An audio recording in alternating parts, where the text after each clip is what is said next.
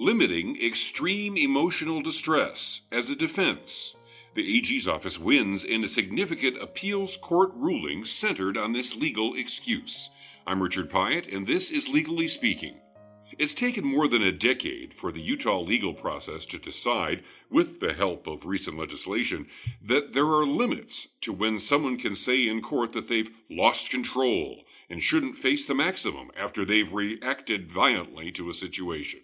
This case centers on Daniel Smith, a husband who shot his wife 7 times, 25 minutes after she told him she wanted a divorce and was leaving him. He said he was traumatized and shot his wife in an emotional haze. So, he wanted to be able to claim extreme emotional defense as a defense that would have lowered a murder conviction to manslaughter. Based on the facts of this case, the trial court did not allow the defense. The Utah Court of Appeals recently affirmed the trial court's ruling and Smith's murder conviction.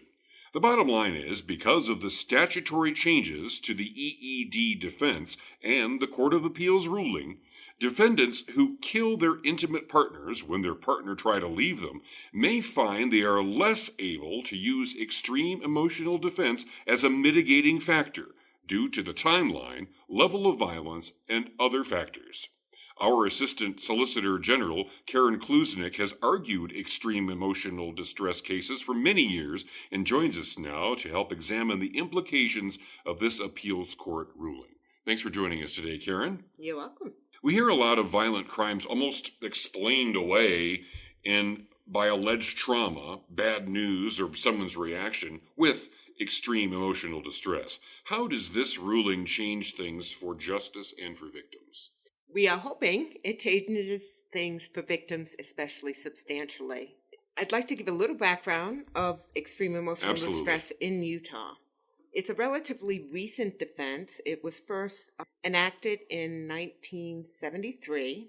Before that, the state, as well as most of the country, had a defense called the heat of passion defense. It was a very limited defense, and it applied only when humans as a whole could immediately understand the emotional response that led to the murder. In 1973, and a few years before, there was a national movement to expand the defense, to make it more friendly to defendants, to expand the circumstances under which it applied and the defendants to whom it applied. Utah enacted that broader defense in 1973, and what it turned on was a lot defendants' own personal experiences. So if their emotional response was due to something that happened 20 years ago that didn't involve the victim, the defense could still apply. So it moved substantially away from heat of passion, which had to be an immediate provocation and a justified response to it, or at least an understandable response to it. Okay, so are we talking just in murder cases, or could it be assault or something less severe than murder? It only applied to murder cases, and still only applies to murder cases. Okay. And the idea is, at the time heat of passion was recognized, the death penalty was the only punishment for a murder. Okay. And society recognized that there are some extenuating circumstances when we can understand what the defendant did. Sure. So that's what heat of passion was supposed to address. Okay. But heat of passion had limits. It was only if the normal, everyday, reasonable person understood what defendant had, felt compassion about what defendant had done, because they sensed that they weren't sure they wouldn't react differently. Mm-hmm. And there couldn't be a cooling off period. You couldn't go for a drive and then get your gun and come back and shoot somebody. So it was a very limited defense. 1973 statute, and between 1973 and 2019, the extreme emotional distress defense, which replaced heat of passion, was expanded dramatically. The defense itself, I would argue, didn't require that expansion, but Utah courts expanded it. Okay, so who's driving this expansion, though? Is there a lobbying effort in the legislature, or was it just kind of the way that political and societal tides happened to be flowing at that time? I don't think there was anything political about it, because the expansion occurred largely in the courts. Okay.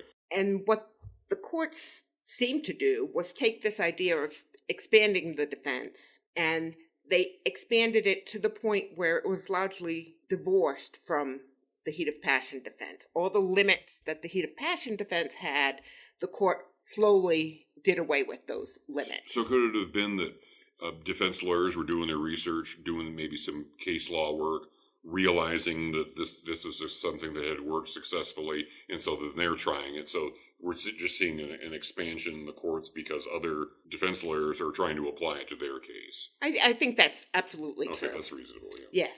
The problem was that it got to the point where defendants, again, could rely on things completely unrelated to the victim to justify their extreme emotional distress. For instance, in one of the court's cases, the defendant stabs to death his friend while they're playing video games, and the court decides he is entitled to an extreme emotional distress defense because he's been bullied since he was in 3rd grade.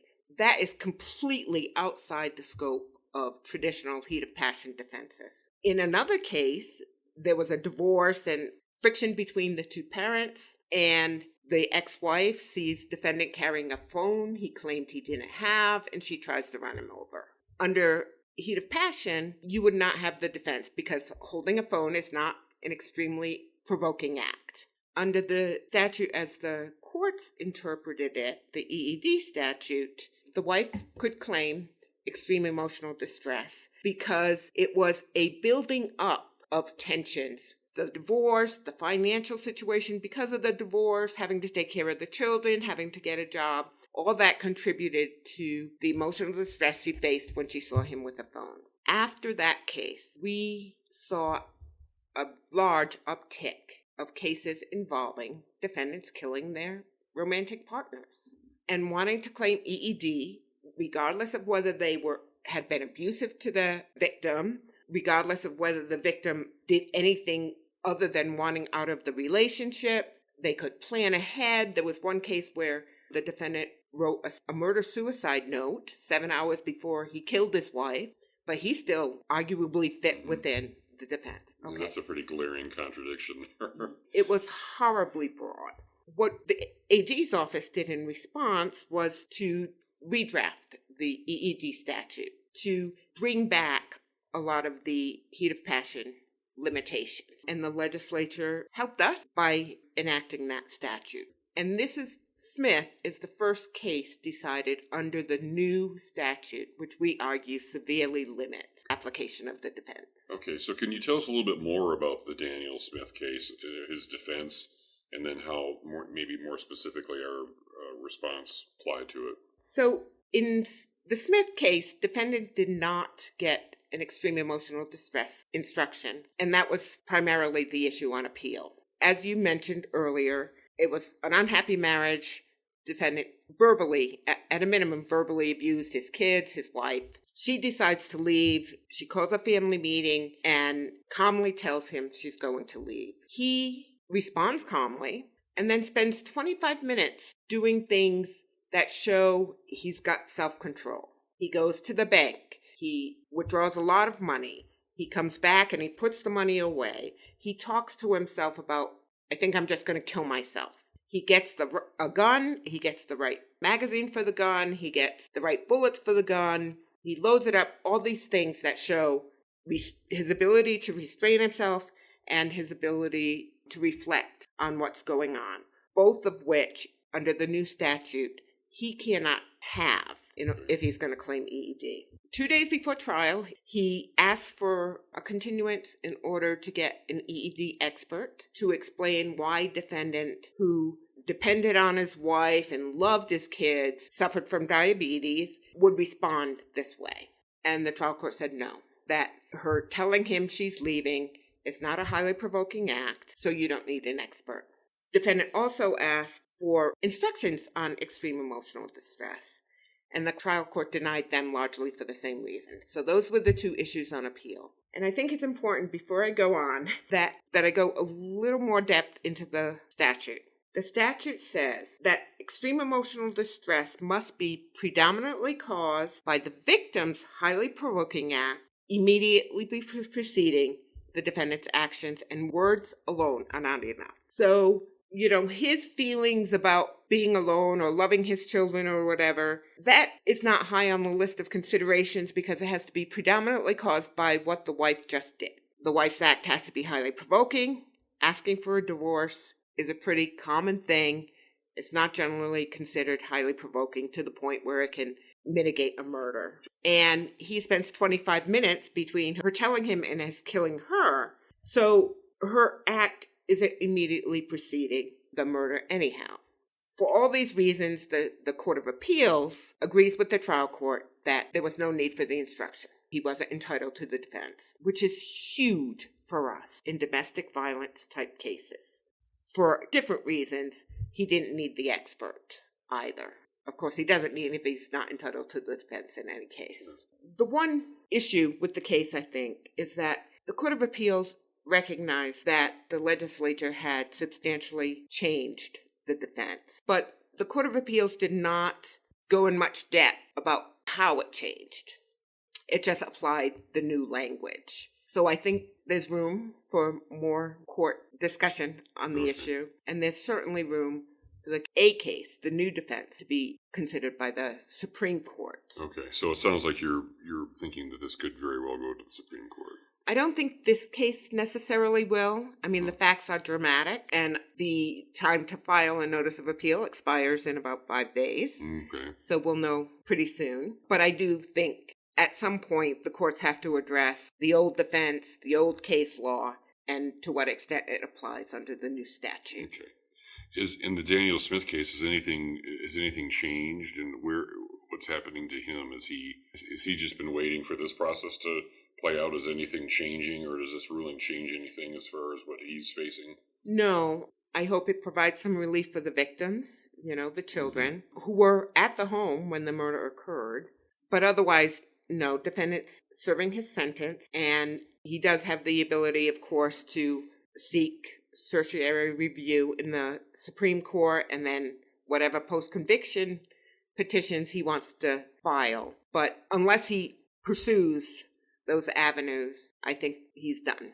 Do we have information on whether this ruling affects other cases? Because you mentioned that this was used quite often and successfully in many cases. Is there any way that any of those other cases could potentially be affected by the appeals court ruling? No, the cases that have already been decided won't be affected by the legislative change.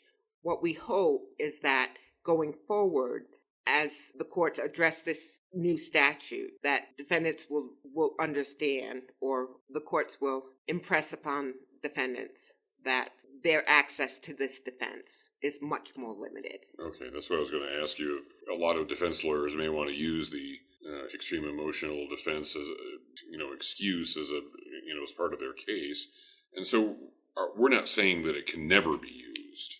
Absolutely not. No, I mean, it's a statutory defense. Defendants have the right to use it, but the circumstances under which it will apply, I think, will be much more limited, and trial courts will be much more comfortable deciding that defendants aren't entitled to the instruction. So our hope is that the number of cases, especially in domestic violence cases, in which a defendant kills his or her significant other and then wants to claim self-defense, become non-existent. Yeah. That defendants should not be able to assert this defense in those cases. So aside from the Smith family, have you heard through the grapevine, is there any reaction to the appeals court ruling and the AG office victory here? Or are you hearing from the legal community or from victim advocates or anybody? No, not yet.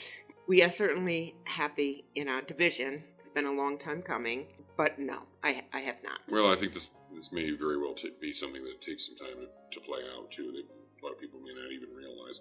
Hopefully, this Legally Speaking podcast will help spread the word just a little bit. Thank you. Karen Klucznik, thank you very much for joining us, and congratulations on the appeals court victory.